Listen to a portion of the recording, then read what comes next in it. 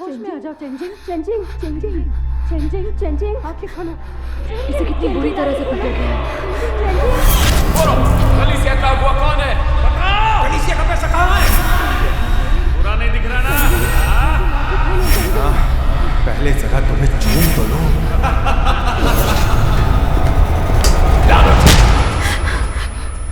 होश आ गया। Changing changing changing changing तुम ठीक तो हो ना? ये लोग किसी के साथ ऐसा कैसे कर सकते हैं? इसे उठाने में मदद करो। जल्दी जल्दी उठाने में मदद करो। ध्यान से आराम से धीरे धीरे आराम से। अरे यार क्या शोर शराबा है आधी रात को। अरे जल्दी खाओ जल्दी। अंधी हो क्या तुम? अंधी नहीं रहा। ये गिरा या नहीं? तू पागल कहीं की। तू जुबान बंद रख। देखते ही पहले ही हमें हर रोज गंद पहुंचते हैं। लो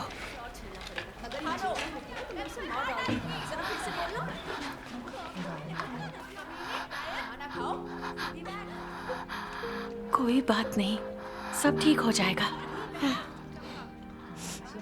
लो कुछ तो खा लो। धीरे अब खाओ।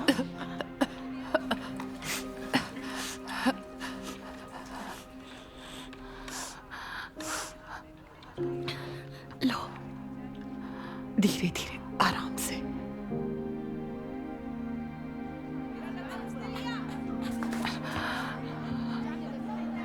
बहुत अच्छे, एक पैर आगे बढ़ाओ। सही बात है, इतने वक्त से कसरत कर रही है बढ़िया। और अभी भी इसकी हालत में कोई सुधार नहीं हुआ है। चलो एक कदम और। चल क्या बात है, क्या कमाल की चाल है। इसने उसका नकल कर लिया। सच में तुम्हें उसे सिखाना चाहिए। लगता है ऐसे वो ही तुम्हें अभ्यास इतनी करती लायक रहो, नहीं है। वरना तुम्हारा पैर बेकार हो जाएगा। चलो जल्दी रहो। चलो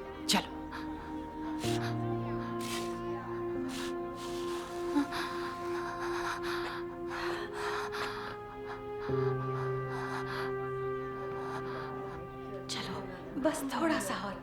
अच्छा एक कदम और बस। हाँ एक कदम और।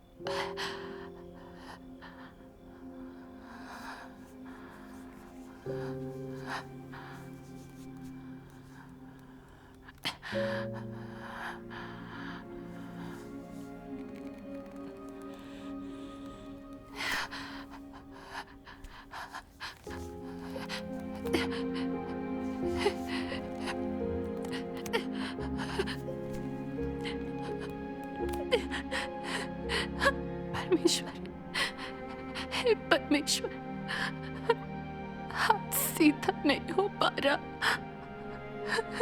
क्या करूं?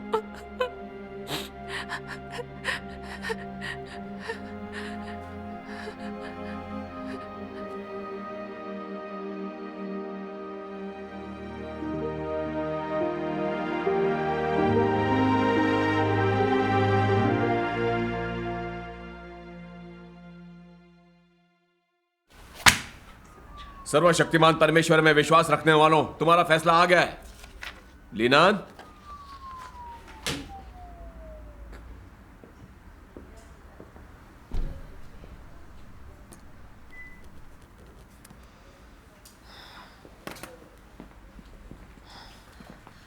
दो साल की सजा। चेंजिंग।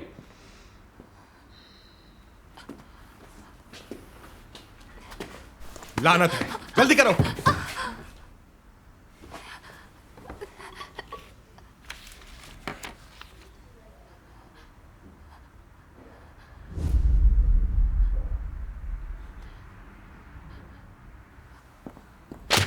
हस्ताक्षर करो, जल्दी करो, सुना नहीं?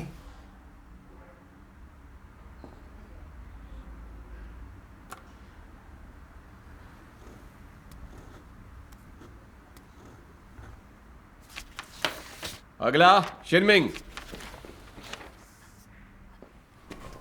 जल्दी करो।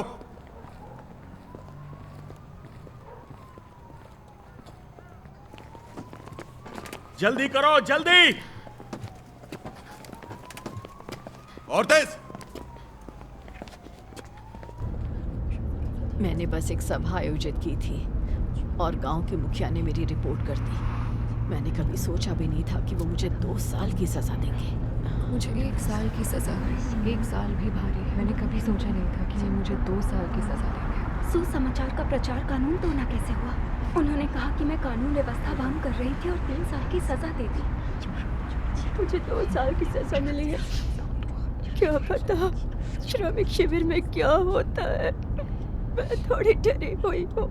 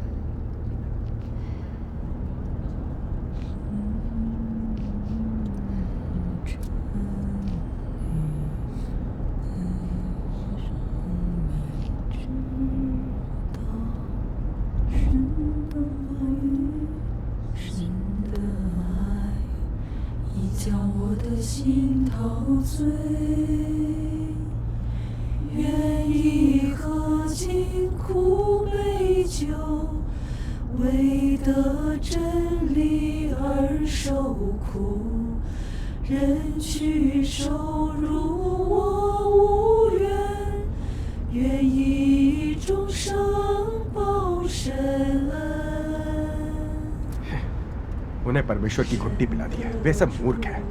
हाँ, पूरा झुंडी पागलों का है। अब तो वे गाना भी गा रहे हैं। 头可断，血可流，自命骨气不能丢。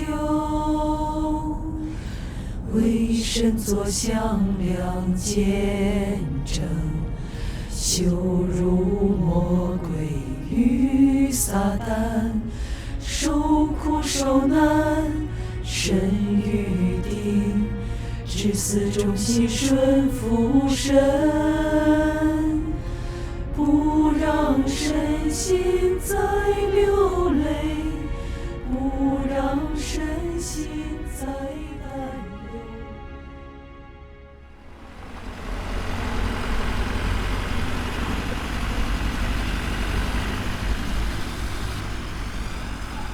जल्दी करो, आगे बढ़ो। हिलना मत।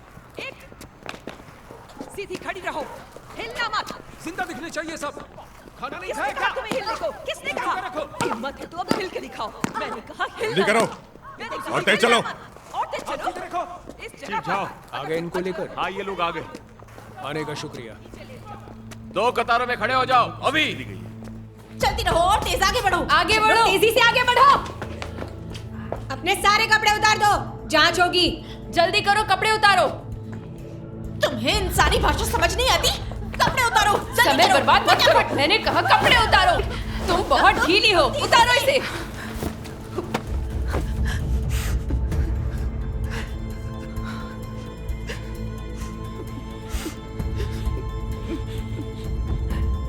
चलो अब थोड़ा नहा धो लो। चलो नहाने का समय हो गया है। बढ़िया और तरोताजा। बढ़िया है ना? कैसा लग रहा है? मजा आ रहा है ना? ये परमेश्वर में विश्वास रखने के लिए है। अगला। तेज चलो, जल्दी जल्दी करो, अंदर जाओ। अपना खुद का बिस्तर ढूंढो। अपना बिस्तर खुद लगाओ। जल्दी करो, अंदर जाओ। चलो और तेज चलो। तुम इतनी ढीली कैसे जल्दी हो? करो। इसे फिर से मोड़ो। घूर क्या रही हो? अपना बिस्तर लगाओ। नकारा कुतिया, नहीं ना ले लियो। मेरी बात सुनो, ये कोई हिरासत केंद्र जैसा नहीं है। और तेज जल्दी करो, जल्दी ढंग से बिछाओ। कान खोल कर सुन लो, आज से तुम लोग सब कुछ हमारे नियमों के हिसाब से करोगे। जो कोई भी नियम तोड़ेगा उसे सख्त सजा दी जाएगी। अरे तुम सब गूंगे हो क्या? सुना नहीं तुमने? हाँ, जोर से। हाँ। सुनो, तुम्हें बता दूं, इसे ऐसे मोड़ते हैं क्या? इसे फिर से करो। जब ये बोले जल्दी। तो फौरन जवाब दो। हाँ।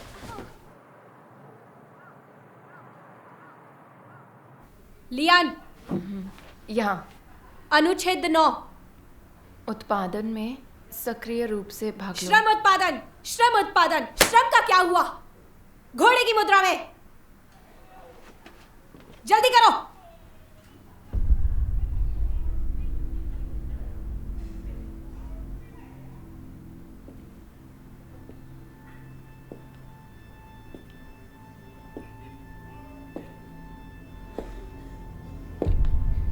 चेंजिंग। यहाँ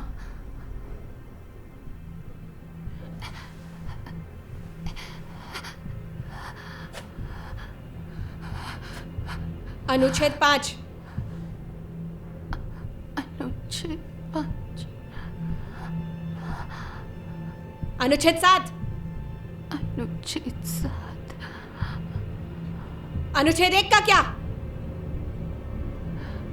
सहारा। तुम्हारे पास दिमाग है या नहीं? इतने दिन हो गए, एक भी याद नहीं किया। चलो दीवार के पास जाकर खड़ी हो जाओ। ऑफिसर, क्या है? चेंजिंग के सिर में चोट लगी है, उसकी याददाश्त काम नहीं कर रही। ये कोई बहाना नहीं है। अगर याद नहीं किया तो खाना नहीं मिलेगा।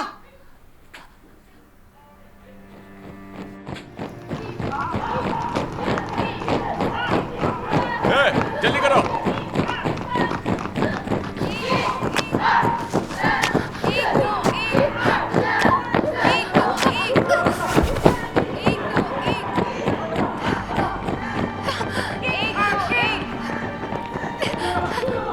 लालत है।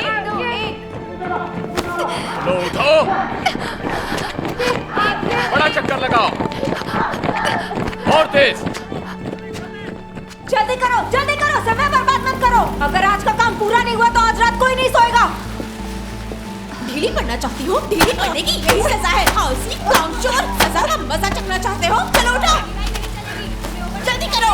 आज रात सोना चाहते हो या नहीं? जल्दी करो, जल्दी।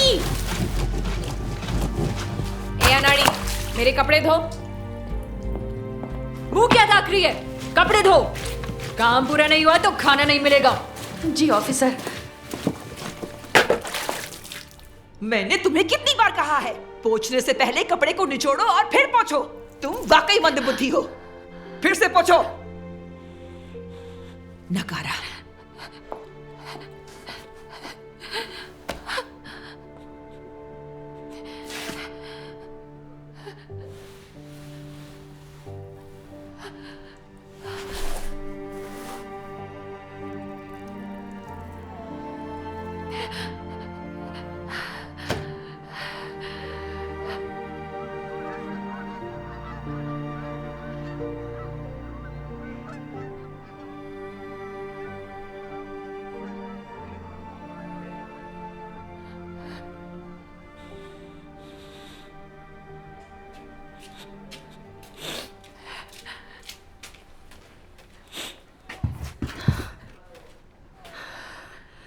तुम ठीक हो?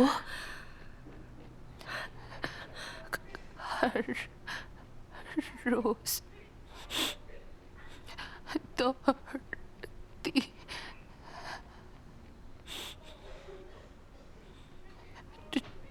टॉयलेट साफ करती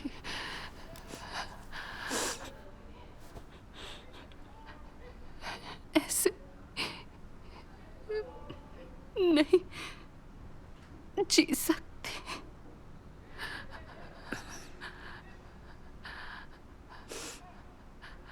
हम जीन में परमेश्वर में विश्वास रखते हैं।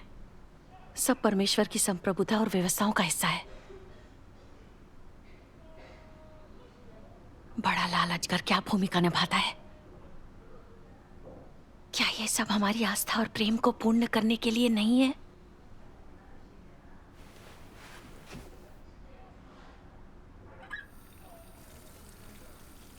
भूल गई कि परमेश्वर ने क्या कहा है?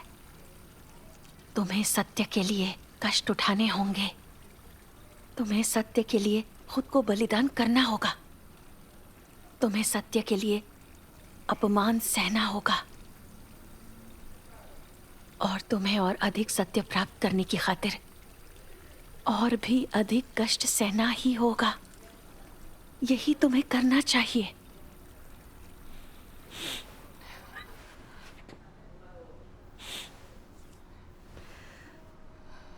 तुम्हें उस सब का अनुसरण करना चाहिए जो खूबसूरत और अच्छा है, और तुम्हें जीवन में एक ऐसे मार्ग का अनुसरण करना चाहिए जो ज्यादा अर्थपूर्ण है। चिनमिंग, जी। इन्हें भी धो लो। ये लो। जी ऑफिसर।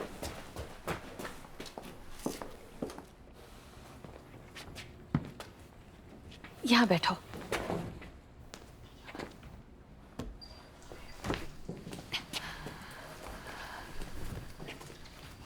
परमेश्वर कहता है तुम लोगों को शायद ये वचन स्मरण हो, क्योंकि हमारा पल भर का हल्का सा क्लेश हमारे लिए कहीं अधिक और अनंत महिमा उत्पन्न करता जाता है।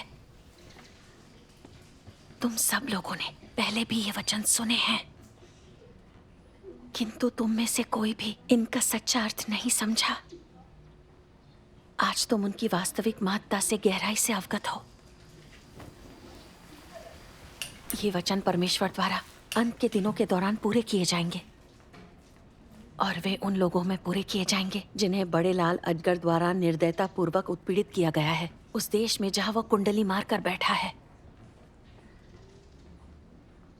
बड़ा लाल अजगर परमेश्वर को सताता है और परमेश्वर का शत्रु है। इसीलिए इस देश में लोगों को परमेश्वर में विश्वास रखने के कारण अपमान और अत्याचार का सामना करना पड़ता है, और परिणाम स्वरूप ये वचन तुम लोगों में, लोगों के इस समूह में पूरे किए जाते हैं। परमेश्वर के वचन अच्छे हैं।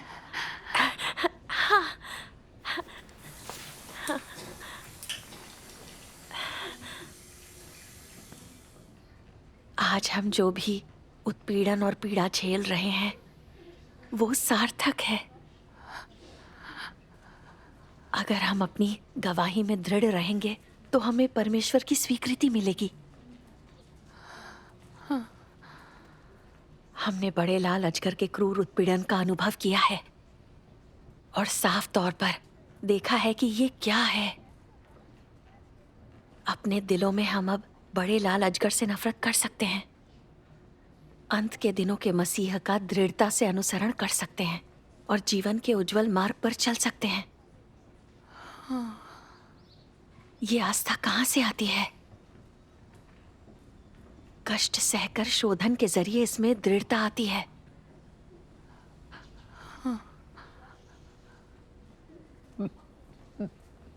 बिना कष्टों के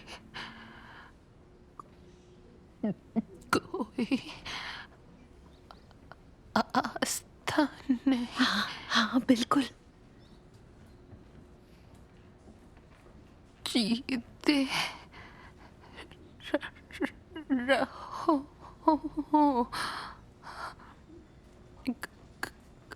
गवाही दो।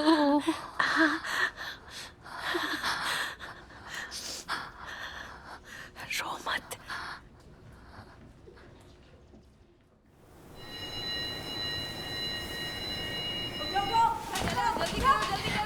जो भी देर से उठेगा उसे सजा मिलेगी। मुझसे जल्दबाजी मत करवाओ।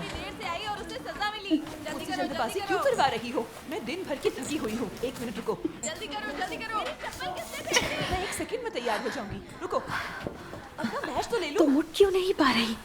क्या हुआ?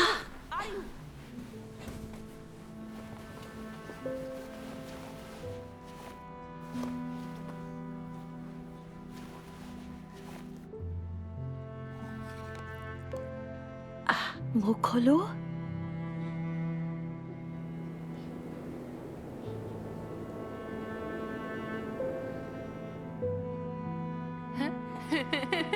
देखो ये बेवकूफ फिर से बीमार पड़ गई। हमेशा सुधरती बिगड़ती रहती है।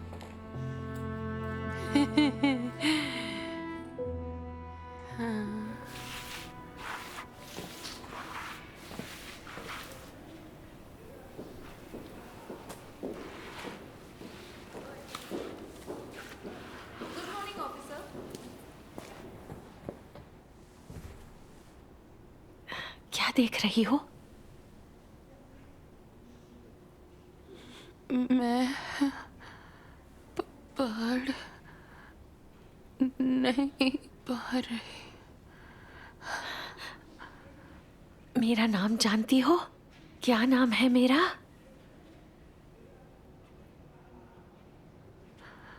बताओ मेरा नाम। मेरा नाम याद नहीं है क्या? मेरा नाम है शिन। शिन। शिन क्या? शिन।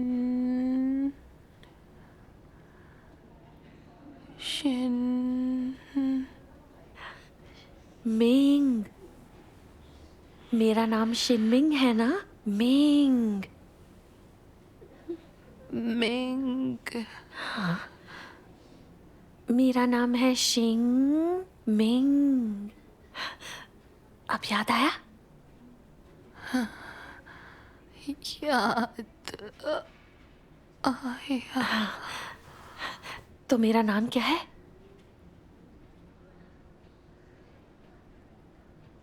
मेरा नाम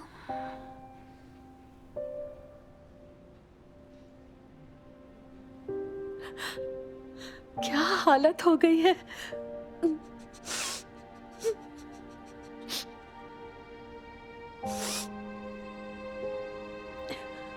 परमेश्वर, चैन जिंग को बचा लो।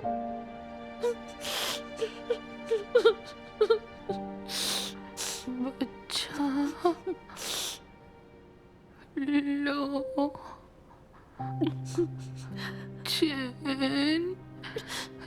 चैन जिंग को।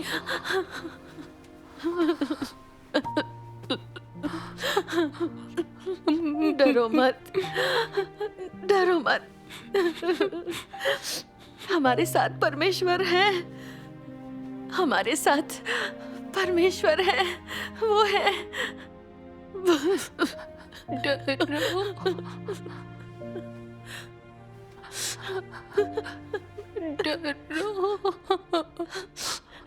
डरो मत। डरो मत। डरो मत। डरो मत। 神是我的爱，神是我心灵的歌。没有神，我落在了黑暗中，失去了光。我心里想念神，活在神面前，盼望你要快回来，我的神，我的神，在这黑暗邪恶的世界中。没有神，我心里没有依靠，只有神能拯救我脱离罪恶，活在神爱中，我心才满足。亲爱的全能神，我不能没有你，思念你的爱，我心里真甜蜜。उसे एक गंभीर और गहरी चोट लगी है जिसकी वजह से उसे सबड्यूरल एफ्यूजन हो गया है। द्रव अभी भी रिस रहा है। इसने पहले ही तंत्रिका तंत्र को दबा दिया है। आप देख सकते हैं कि उसे हेमिप्लीजिया, संज्ञानात्मक गिरावट और रुक रुक कर याददाश्त खोने का अनुभव हो रहा है। ये सब इसी से जुड़ी हुई है। उसे तुरंत सर्जरी की जरूरत है। क्या सर्जरी के बिना वो मर सकती है? अगर कोई चमत्कार ना हुआ तो 2-3 महीने से ज्यादा नहीं जी पाएगी।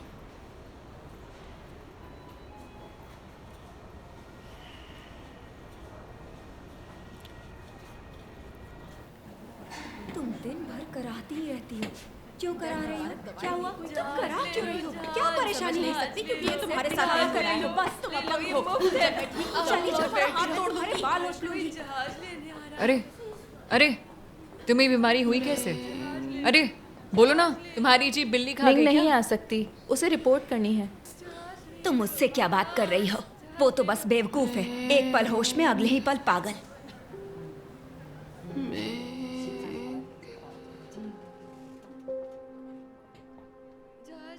जहाज ले लो, जहाज मुफ्त है, जहाज ले लो, जहाज ले लो।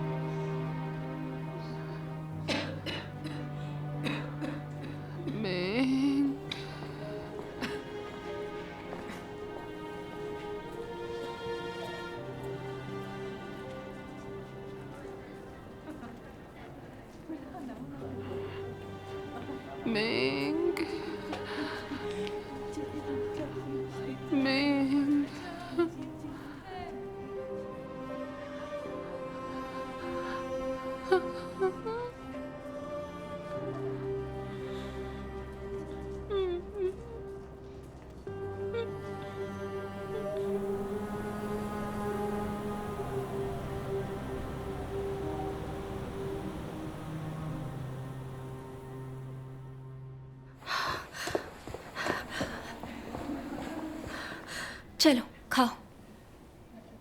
खा रही हो या नहीं? 2 दिन से कुछ नहीं खाया है, भूखे मरना है? ठीक है, मत खाओ, जो मर्जी है करो। क्या हो रहा है? इतनी देर कैसे हो गई? ऑफिसर ने नहीं आने दिया। जल्दी से इसकी जांच करो। ये भी क्या मुसीबत है?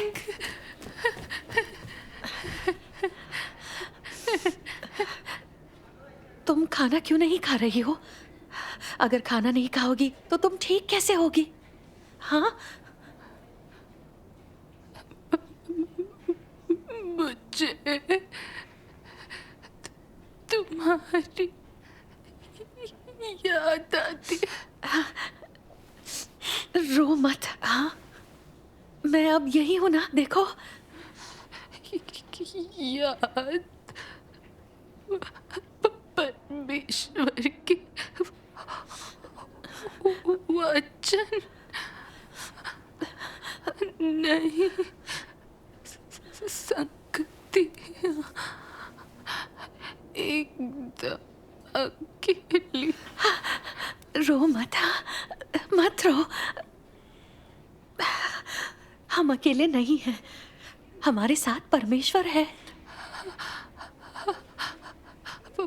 परमेश्वर अब मुझे नहीं चाहता। नहीं, ऐसा नहीं है। नहीं, नहीं जीना चाहती। परमेश्वर ने तुम्हें नहीं छोड़ा है, तुम ऐसा नहीं सोच सकती। ये परमेश्वर को गलत समझना है। हम सबको अच्छे से जीना है, परमेश्वर की गवाही देने के लिए जीना है।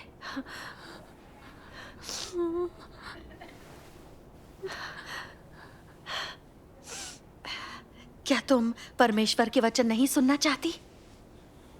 हम गाया करते थे, परीक्षण मांग करते हैं आस्था की। तुम्हें याद है? परीक्षणों से गुजरते समय लोगों का कमजोर होना या उनके भीतर नकारात्मकता आना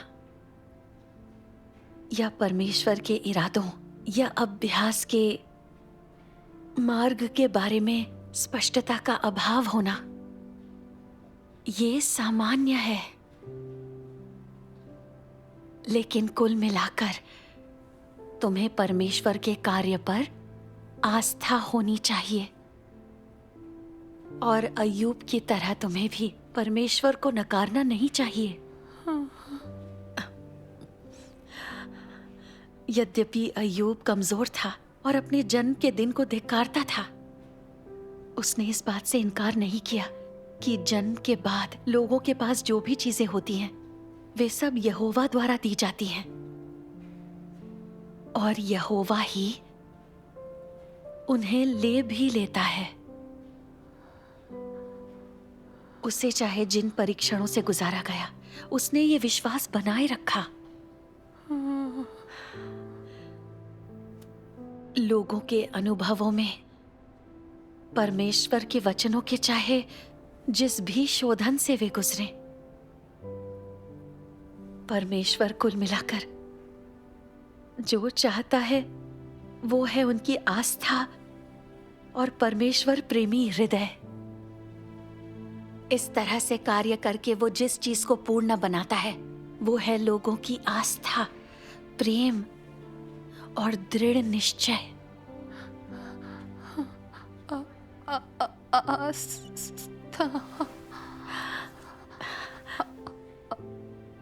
आस्था रखो। हाँ, हमें परमेश्वर में आस्था होनी चाहिए और उसे गलत नहीं समझना चाहिए। परमेश्वर हमारे दिलों में है, वो हमारे साथ है। तुम्हारे साथ कोई बहन नहीं है तो तुम्हें लगता है उसने तुम्हें छोड़ दिया, लेकिन ये परमेश्वर को गलत समझना है। गलत समझना परमेश्वर को। हाँ, क्या परमेश्वर को गलत समझना सही है?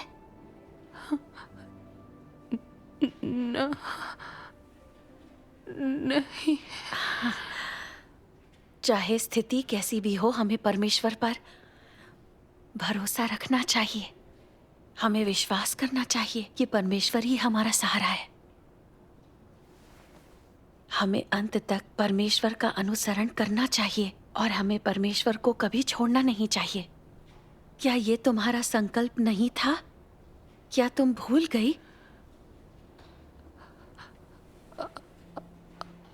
अनुसरण परमेश्वर का नहीं भूलूंगी। सही है।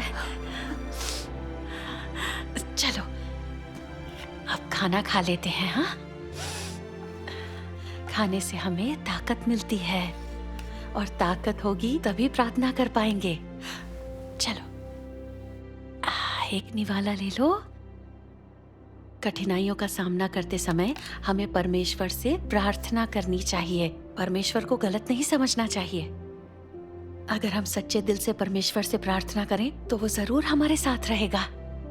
चलो एक निवाला और खा लो। हाँ, क्या अभी तुम अकेली हो? प्रार्थना नहीं हूँ अकेली। लो थोड़ा और खाओ, जल्दी ठीक हो जाओगी।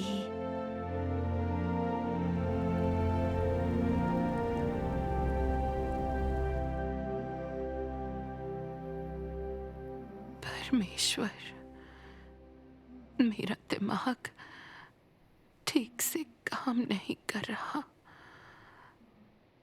मुझे तुम्हारे वचन याद आ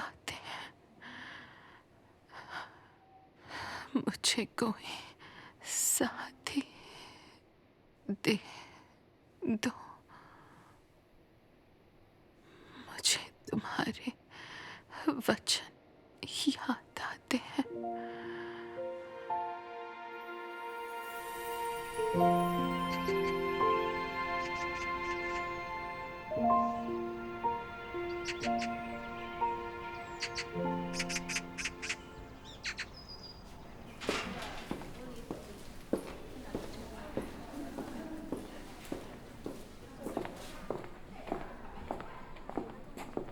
अंदर जाओ। जी ऑफिसर। बड़ा जहाज, जहाज ले लो। हवाई जहाज किसे चाहिए? ये फिर से अरे, आ गया कोई आया है? अब चेंजिंग चेंजिंग चेंजिंग।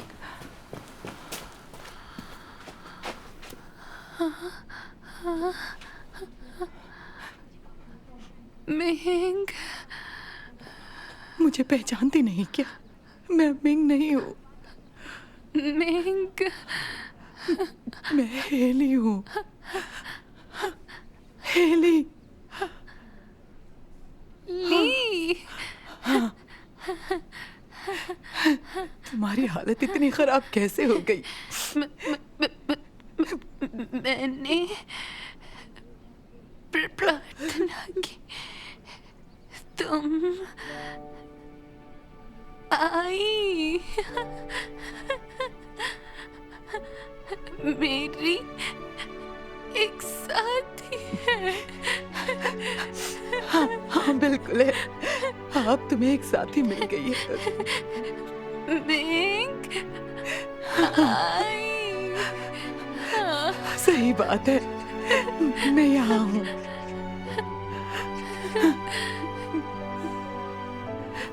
एक बार तुम साफ सुथरी हो जाओ तो मैं तुम्हारी मालिश कर दूंगी।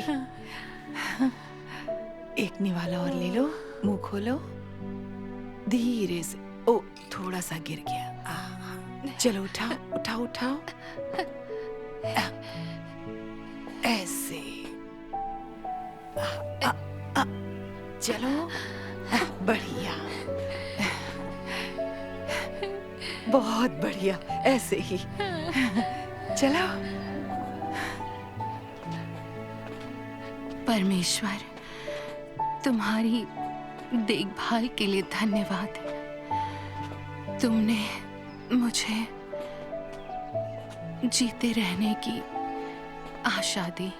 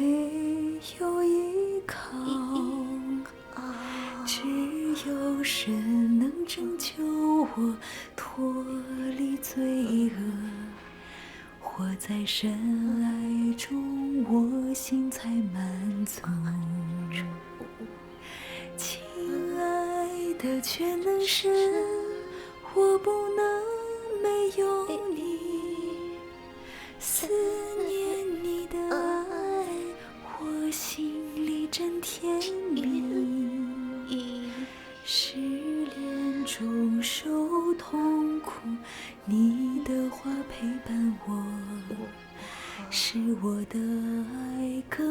纯洁，誓死跟随你。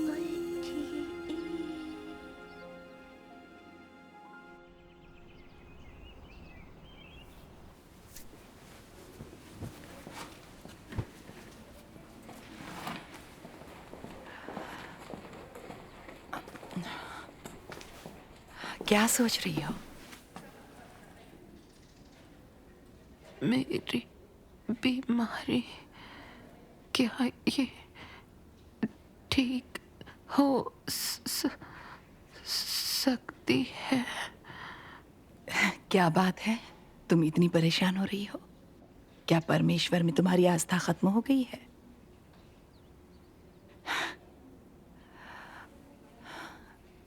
परमेश्वर ने क्या कहा है? सर्वशक्तिमान परमेश्वर एक सर्वशक्तिशाली चिकित्सक है। बीमारी में रहने का मतलब बीमार होना है, परंतु आत्मा में रहने का मतलब स्वस्थ होना है। परमेश्वर सर्वशक्तिमान है। तुम्हारी बीमारी का ठीक होना या ना होना परमेश्वर के हाथ में है। हमें परमेश्वर में आस्था रखनी चाहिए।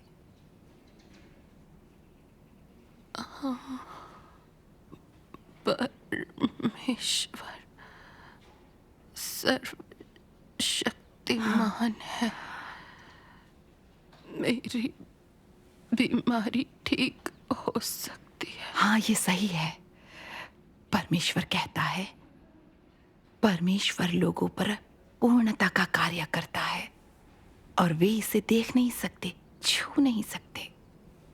ऐसी परिस्थितियों में आस्था आवश्यक होती है। जब कोई चीज नग्न आंखों से न देखी जा सकती हो, तब आस्था आवश्यक होती है। जब तुम अपनी धारणाएं नहीं छोड़ पाते, तब आस्था आवश्यक होती है।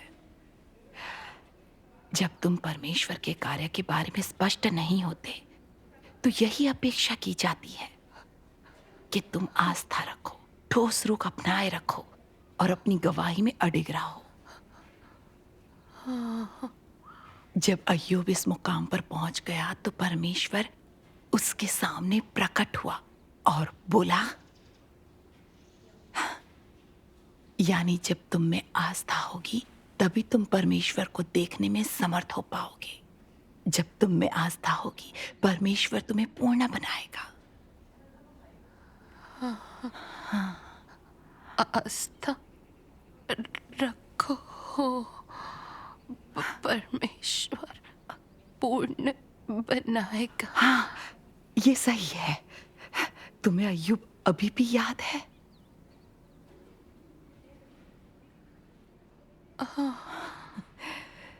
अय्यूब ने भयंकर परीक्षण झेले थे।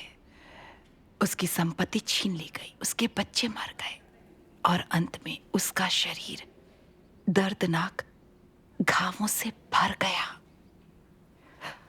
लेकिन अय्यूब ने परमेश्वर के बारे में शिकायत नहीं की। वह परमेश्वर के नाम की स्तुति करता रहा और परमेश्वर के लिए शानदार गवाही देता रहा। क्या अय्यूब की आस्था महान नहीं थी? महान। हाँ।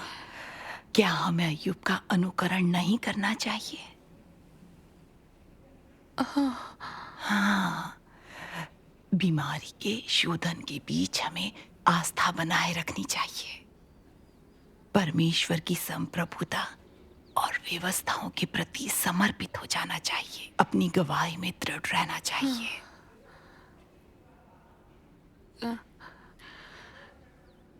कार्य के इस चरण में हमसे परम आस्था और प्रेम की अपेक्षा की जाती है।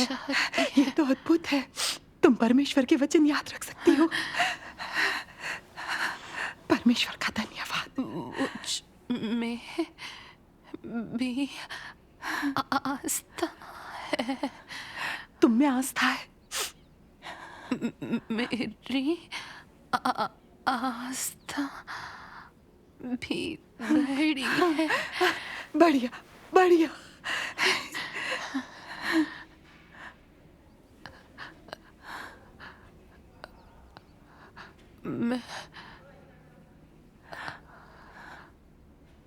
मैं अभी भी परमेश्वर के वचन सुनना चाहती हूँ। ठीक है ठीक है।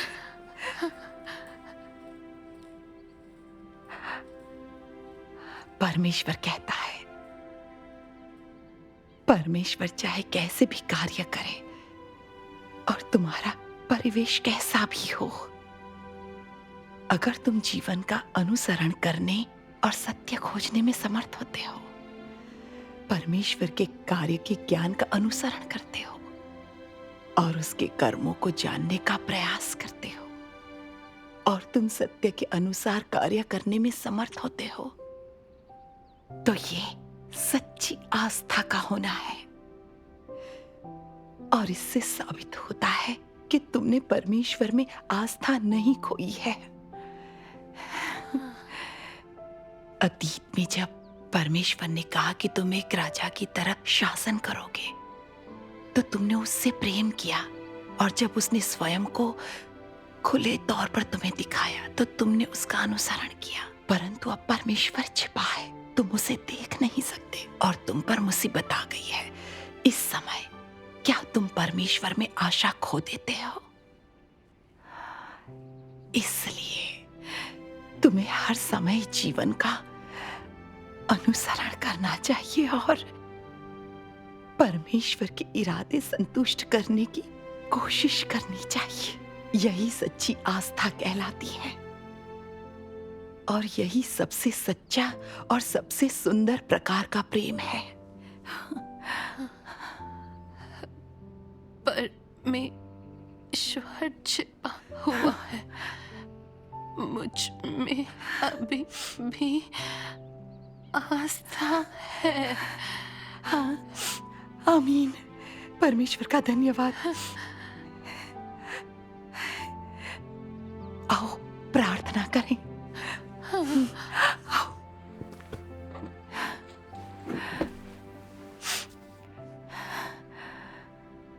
परमेश्वर, हमारा जीवन और मृत्यु तुम्हारे हाथ में है। आमीन। मैं चाहती हूँ कि सब कुछ तुम आयोजित करो। तुम्हारी व्यवस्थाओं को समर्पित होने को तैयार हूँ। आमीन। परमेश्वर, अगर मेरी बीमारी में सुधार नहीं होता तो मैं शिकायत नहीं करूंगी। मुझ में आस्था है। आमीन। अगर मैं मर भी जाऊं तो भी मुझे तुम्हारा अनुसरण करने का पछतावा नहीं होगा। आमीन। मैं अय्यूब का अनुकरण करूंगी, तुम्हारी गवाही दूंगी। आमीन।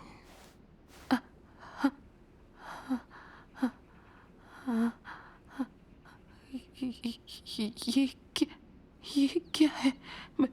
मेरे पैर पर कुछ गिर गया। क्या? गरम लग रहा है। क्या कहा तुमने? तुम्हें पैर में कुछ महसूस हो रहा है? देखने दो।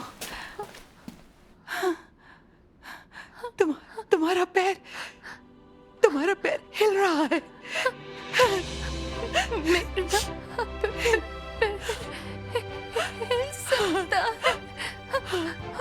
ये अद्भुत है। ये तो कमाल हो गया चेंजिंग। ये हिल सकता है। परमेश्वर का धन्यवाद। ये हिल सकता है। परमेश्वर सर्वशक्तिमान है। हाँ, मेरी बीमारी ठीक हो सकती है। परमेश्वर सर्वशक्तिमान है। तुम ठीक हो गई हो, तुम ठीक हो गई हो। ये तो अद्भुत है। चेंजिंग की बीमारी ठीक हो गई है। कमाल हो गया, तुम ठीक हो गई हो। तुम ठीक हो गई हो।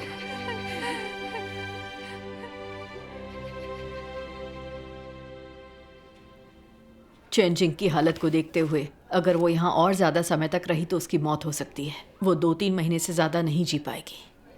एक जिंदा लाश को यहाँ रखने का क्या फायदा? वो कोई काम नहीं कर सकती, सिर्फ मुफ्त का खाती है। और सबसे बड़ी बात, हम उससे कोई जरूरी जानकारी भी नहीं ले पा रहे। बिल्कुल सही। अगर उसे मरना ही है तो उसे यहाँ क्यों मरने दिया जाए? वार्डन, हमें क्या करना चाहिए बताइए।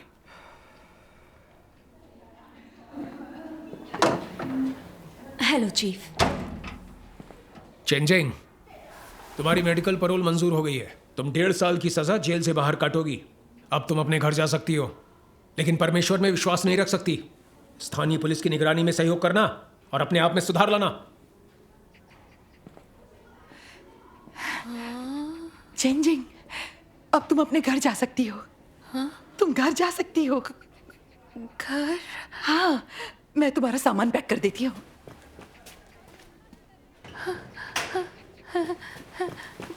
मैं घर जा रही हूँ। तुम घर जा रही हो? मैं हाँ, जा आखिर वो दिन आ ही गया। अभी मैं घर जा रही हूँ। तुम घर जा रही हो, तुम घर जा रही हो।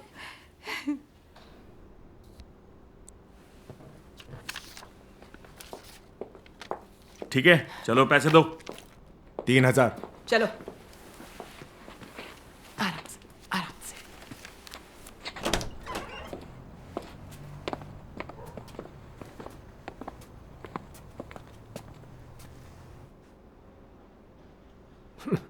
एक जिंदा लाश को यहाँ रखने का क्या फायदा? इसे देख के लोग चिढ़ते होंगे। बिल्कुल।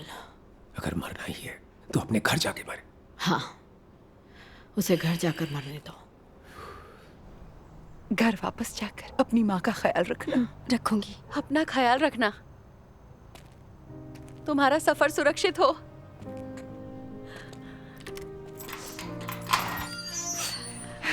ठीक है, काम पर लगो।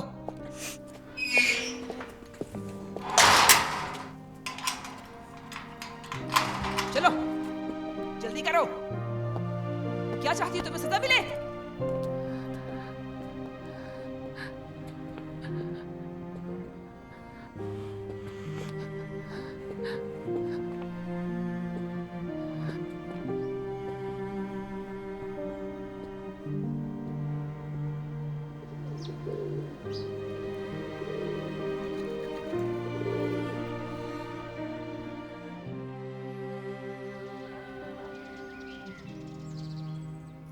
अच्छा माँ, एक निवाला और ले लो।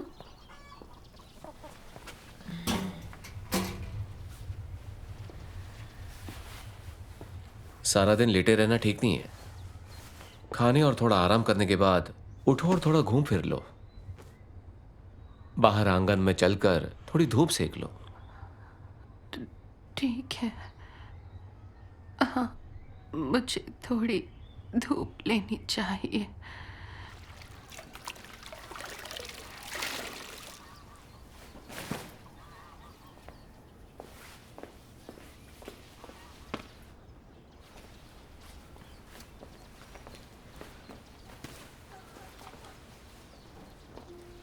कपड़े धोने के बाद अपना होमवर्क कर लेना। ठीक है पापा, रात का खाना मैं बना दूंगी। ठीक है।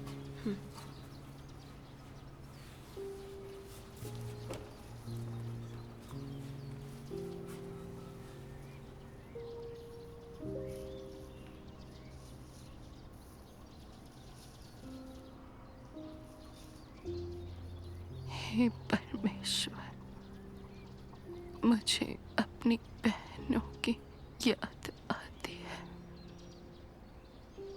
मैं कब कलीसियाई जीवन जी पाऊंगी। मैं कब तुम्हारे वचन पढ़ पाऊंगी? मेरी कितनी इच्छा है मैं अपना कर्तव्य निभा पाऊं।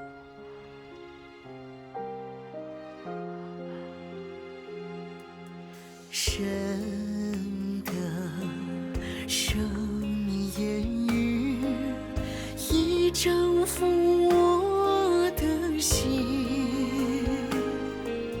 提倡到神的爱再也无法离开神。我知道我爱神的心仍有掺杂，就是神不喜悦，我也要爱神。我被你深太多，伤了身心，经历失恋、熬炼、败坏的结局，活在神的爱中，我享受无比，再也没有悲伤痛苦的回忆。亲爱的全能神，我不能没有你，思念你的爱，我心里真甜蜜。失恋中受痛苦，你的话陪伴我，使我的爱更纯洁，誓死跟随你。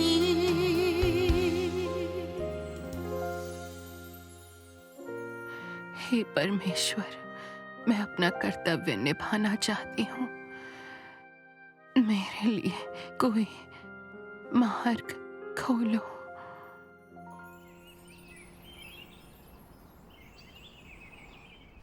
सर्वशक्तिमान परमेश्वर कहता है, हर व्यक्ति का जीवन काल परमेश्वर द्वारा पूर्व निर्धारित है। चिकित्सीय दृष्टिकोण से कोई बीमारी प्राणांत तक हो सकती है, लेकिन परमेश्वर के नजरिए से अगर तुम्हारा जीवन अभी जारी रहना चाहिए और तुम्हारा समय अभी नहीं आया है, तो तुम चाहकर भी नहीं मर सकते। अगर तुम्हारे पास परमेश्वर का कोई आदेश है और तुम्हारा मिशन अभी तक पूरा नहीं हुआ है, तो तुम नहीं मरोगे, फिर भले ही तुम्हें ऐसी कोई बीमारी क्यों न लग जाए जिसे प्राण घातक माना जाता है, परमेश्वर अभी तुम्हें नहीं ले जाएगा।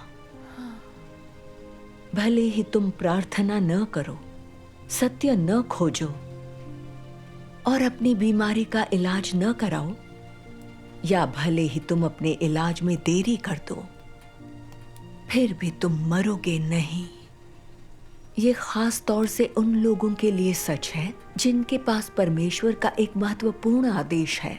जब उनका मिशन अभी पूरा होना बाकी है, तो उन्हें चाहे कोई भी बीमारी हो जाए, वे तुरंत नहीं मरेंगे। वे अपने मिशन के पूरा होने के अंतिम क्षण तक जिएंगे। क्या तुम्हारे पास ये आस्था है? हाँ, मुझ में आस्था है। पढ़ो और ज्यादा। क्या पढ़ो? देखो तुम्हें कितनी बुरी तरह पीटा गया है। क्या तुमने कुछ नहीं सीखा?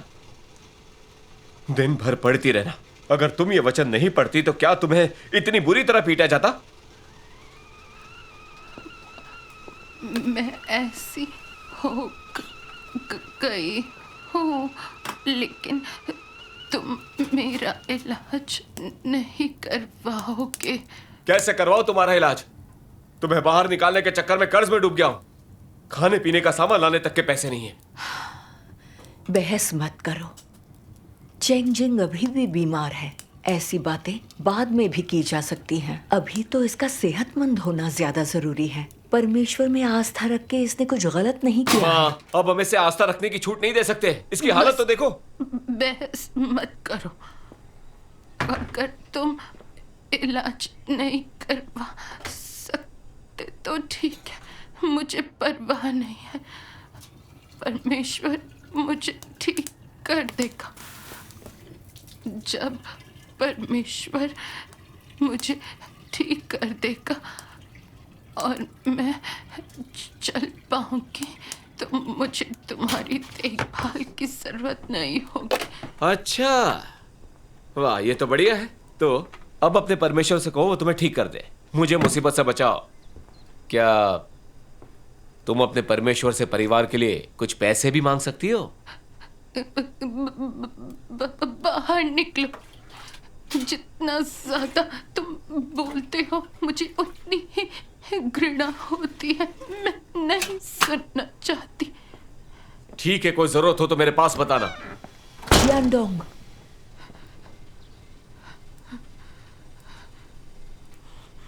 जिंग, नाराज मत हो, नाराज मत हो, ठीक है? माँ, चलो प्रार्थना करते हैं। जिंग, जिंग, तुम्हारा दाहिना हाथ। प्रार्थना करते हैं। तुम्हारा दाहिना हाथ।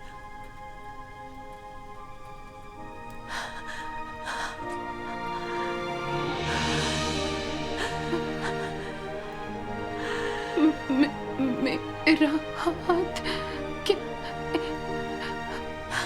क्या ये ठीक हो गया? मैं इसे हिला सकती ये हिल सकता है। ये तुम अपना हाथ हिला सकती हो। चैंडोंग, चैंडोंग, जल्दी आओ, जल्दी आओ। देखो, ये हिल सकता है। इसका हाथ ये हिला सकती है। तुम्हारा दाहिना हाथ हिल सकता है। फिर से हिलाओ, फिर से हिलाओ। हिल सकता है। हिलाओ।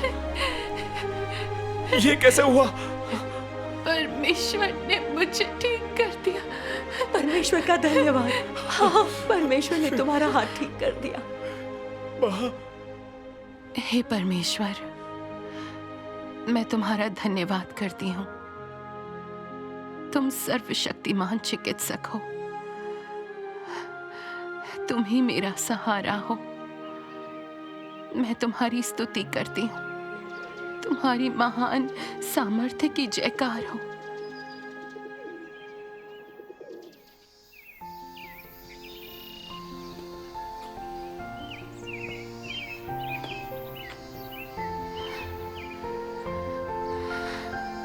खाने का समय हो गया।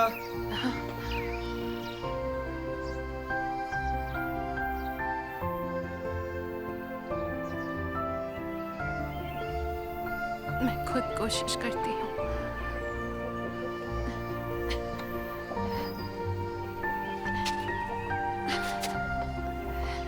अच्छा माँ, सुधार हो रहा है। फिर से कोशिश करें। हाँ।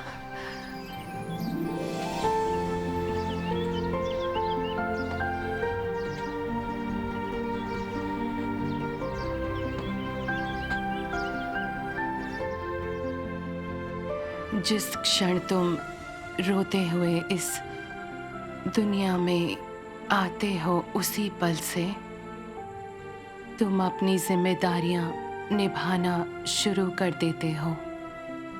परमेश्वर की योजना और उसके विधान की खातिर तुम अपनी भूमिका निभाते हो और अपनी जीवन यात्रा शुरू करते हो।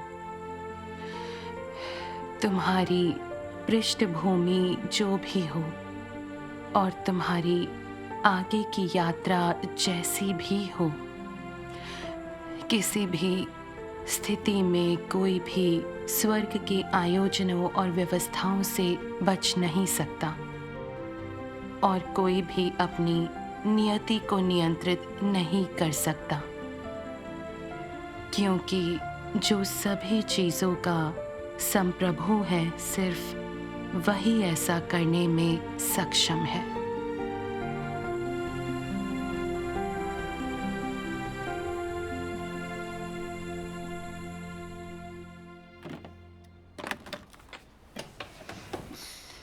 माँ थक गई हो तो थोड़ा आराम कर लो।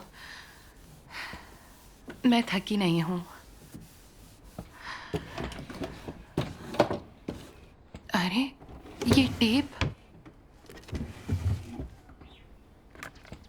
ये आपका है? हाँ मेरा है।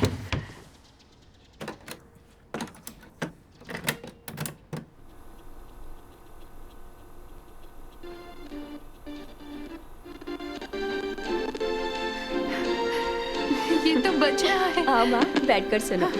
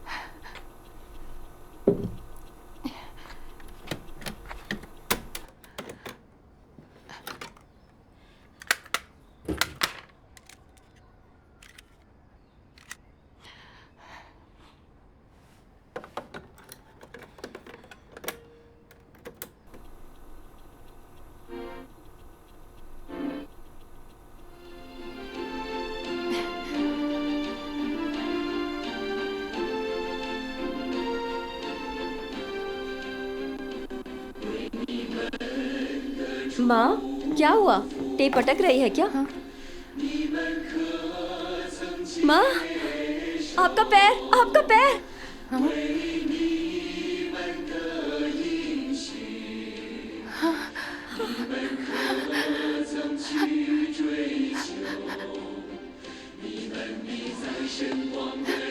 मेरा पैर। माँ आपका पैर, आप चल सकती हैं? माँ आपका पैर ठीक हो गया। मैं फिर से चल सकती हूँ। पापा माँ आप चल सकती हैं। मेरा पैर। पापा देखो देखो माँ का पैर ठीक हो गया। मैं अब चल सकती हूँ। तुम फिर से चल सकती हो। ज्यादा मत चलो। तुम्हारा पैर ठीक हो गया। धीरे धीरे चलो, धीरे धीरे। दादी एक खुशखबरी है, माँ का पैर ठीक हो गया। सच में दादी?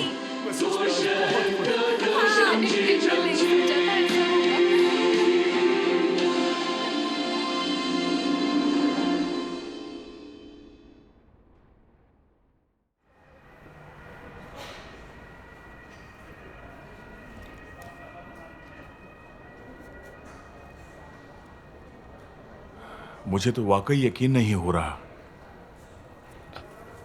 आपके मस्तिष्क में मौजूद रक्त का थक्का पूरी तरह से सूख गया है। पक्का आपने कोई इंजेक्शन या दवा वगैरह नहीं ली? नहीं बिल्कुल नहीं। नहीं मैंने कुछ नहीं लिया है। ये तो वाकई चमत्कार है। आपको यकीन है कि मेरी माँ की बीमारी पूरी तरह से ठीक हो गई? मुझे सिर्फ यकीन ही नहीं है बल्कि 100% यकीन है। इस सीटी स्कैन से साबित होता है। माँ ये तो कमाल हो गया, आपकी बीमारी ठीक हो गई। धन्यवाद डॉक्टर। मुझे बरसों हो गए डॉक्टरी करते हुए, लेकिन ऐसा पहली बार देखने को मिला है। जल्दी बैठो। ठीक, तुम तो बहुत अच्छी लग रही हो, बिल्कुल पहले की तरह। परमेश्वर ने तुम पर अनुग्रह किया है। अब तुम फिर से अपना कर्तव्य निभा सकती हो। परमेश्वर को धन्यवाद। परमेश्वर के मार्गदर्शन और सुरक्षा की वजह से ही मैं यहाँ तक आ पाई हूँ, नहीं तो मैं बहुत पहले ही जेल में मर गई होती। सच में परमेश्वर का धन्यवाद।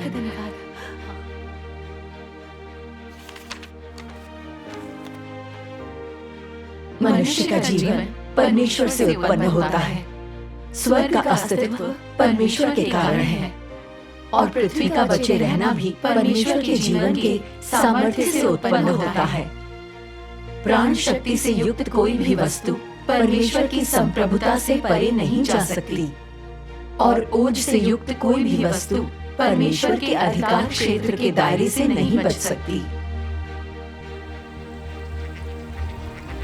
इस भाई के मन में बहुत सारी धार्मिक धारणाएं हैं। हमें बाइबल के कुछ अंश तैयार करने होंगे। सर्वशक्तिमान परमेश्वर के और अधिक वचन पढ़ने होंगे। ठीक है। और इस बार के देह धारण में परमेश्वर मनुष्य को पूर्ण बनाने के लिए मुख्य रूप से वचन का उपयोग करता है। आमीन। आमीन। परमेश्वर का धन्यवाद। परमेश्वर का धन्यवाद।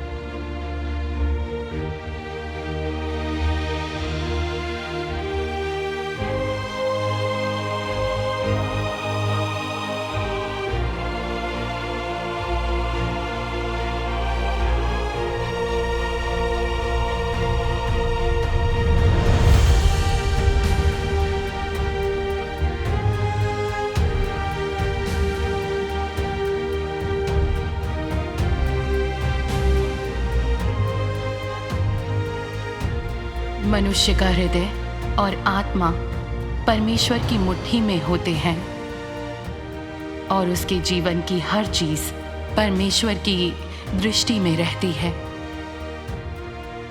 चाहे तुम ये सब मानो या ना मानो, एक चीज, चाहे वो सजीव हो या फिर मृत, परमेश्वर के विचारों के अनुसार ही उसकी दशा बदलेगी, नवीनीकृत और गायब होगी। परमेश्वर इसी तरह सभी चीजों पर संप्रभुता रखता है।